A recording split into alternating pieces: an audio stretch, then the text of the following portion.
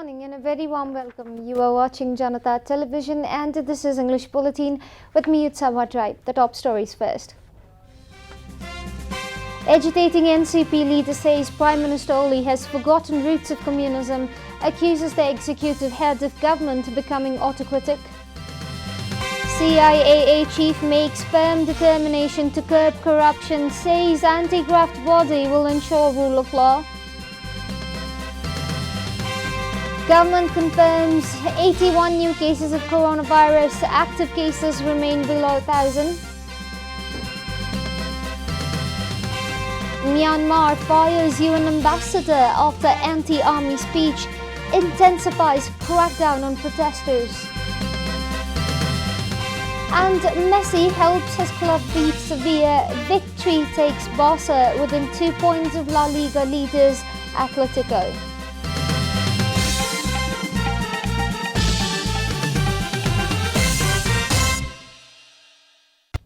And now the news in detail. The chairman of agitating faction of the NCP, Pushpa Kamal Dahal, has said that Prime Minister KP Sharma Oli has wavered from the communist philosophy.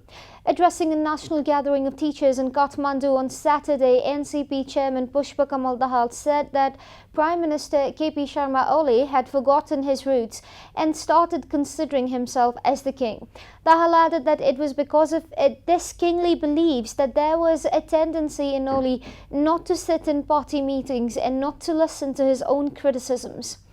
Dahal also said that Prime Minister Oli had ruthlessly attacked the constitution drafted by the Communist Party and its assents. Another chairman, Madhav Kumar Nepal, had remarked that Prime Minister Oli is someone who is not capable of changing for the better.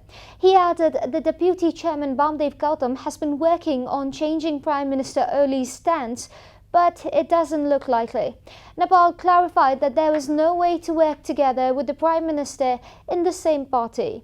Chairman Nepal also urged anyone in the party to drop the KP ideology and help the party and the country make strides towards development.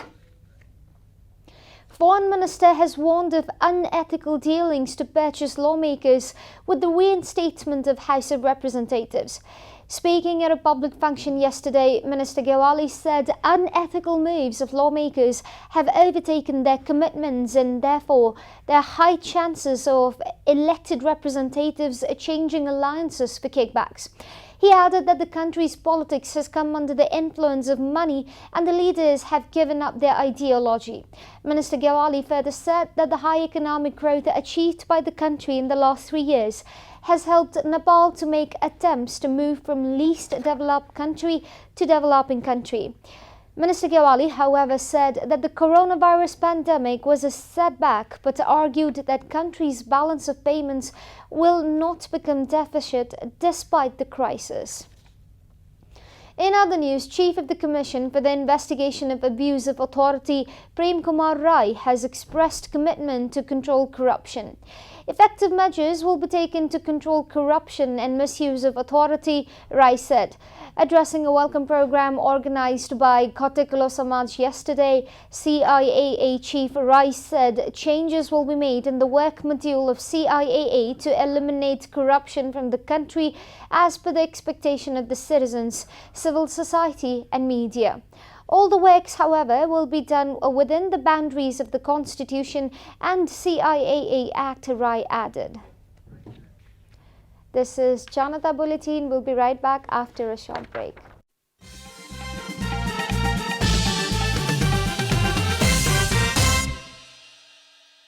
Welcome back after the break. We continue with other national news. The government yesterday confirmed 81 new cases of coronavirus across the country. Following the latest round of tests, the total cases of coronavirus in the country have climbed to 274,065, while the number of active cases stands at 967. According to the Ministry of Health and Population, altogether 270,325 infected persons have recovered from the disease in the country so far. Death toll from coronavirus has climbed to 2,773 following the deaths of 2 more patients yesterday. Nepal is currently among the top 48 countries that have been most affected by the pandemic. The US tops the list with over 29.2 million confirmed cases, followed by India with over 11.9 million cases. The death toll in the US has surpassed 500,000 yesterday. Coronavirus has infected more than 114.36 million people across the world and claimed 2.53 million lives. And now, the news from Economic Front.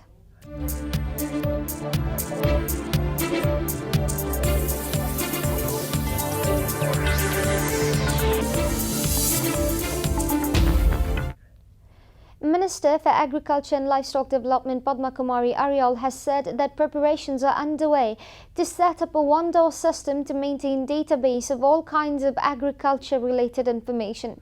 During an interaction with journalists yesterday, Minister Aryal assured that the issues of lack of credible agricultural data will be addressed soon.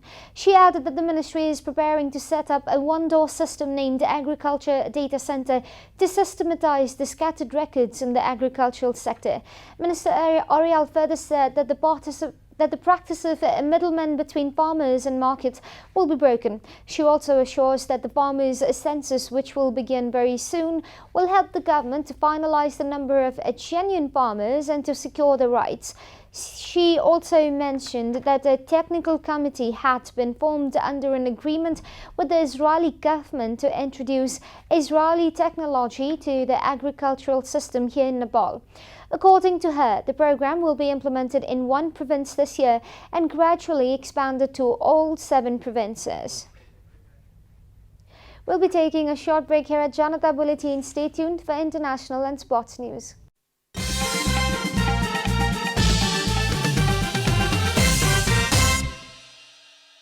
Welcome back, and now the international news.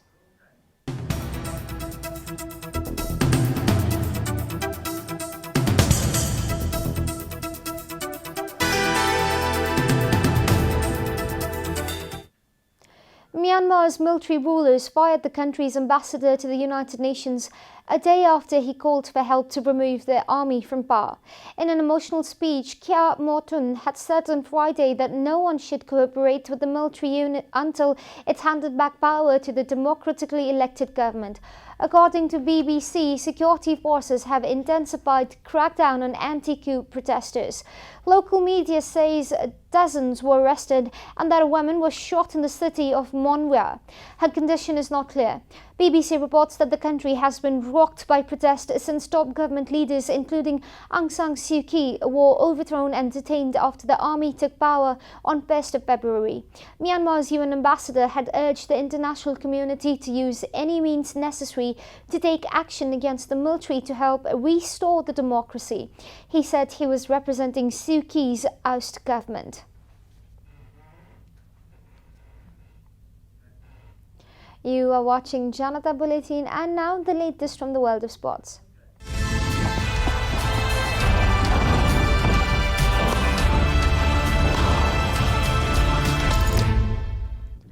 Lionel Messi scored and created another goal as Barcelona beat informed Sevilla yesterday. According to BBC, the victory took Barca within 2 points of La Liga leaders Atletico Madrid. Messi fed Ousmane Dembele to slot home the opener before teammate Sergino Dest hit the post. Barcelona defender Clement Lenglen had a header disallowed for offside, and then Sevilla's Youssef En-Nesyri also had one ruled out for offside. Messi scrambled home a late second to clinch the game. That was his 38th goal against Sevilla, 6 more than he has managed against any other side. He has now netted in 8 La Liga games in a row, which is his best streak in 2 years, BBC further reported. Both sides meet again on Wednesday in the Copa del Rey semi-final second leg. Sevilla won the first leg 2-0. We are at the end of Janata Bulletin, and the headlines once again. Agitating NCP leaders say Prime Minister Oli has forgotten roots of communism, accuses the executive heads of government becoming autocratic. CIAA chief makes firm determination to curb corruption, says anti-graft body will ensure rule of law.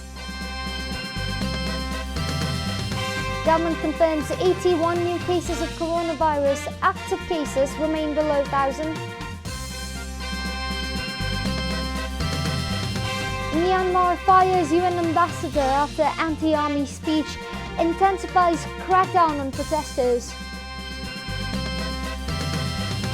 And Messi helps his club beat Sevilla. Victory takes Barca within 2 points of La Liga leaders Atletico.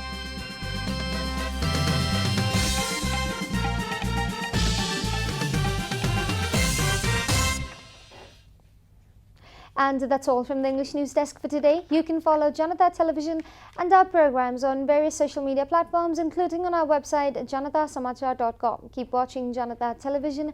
Namaste.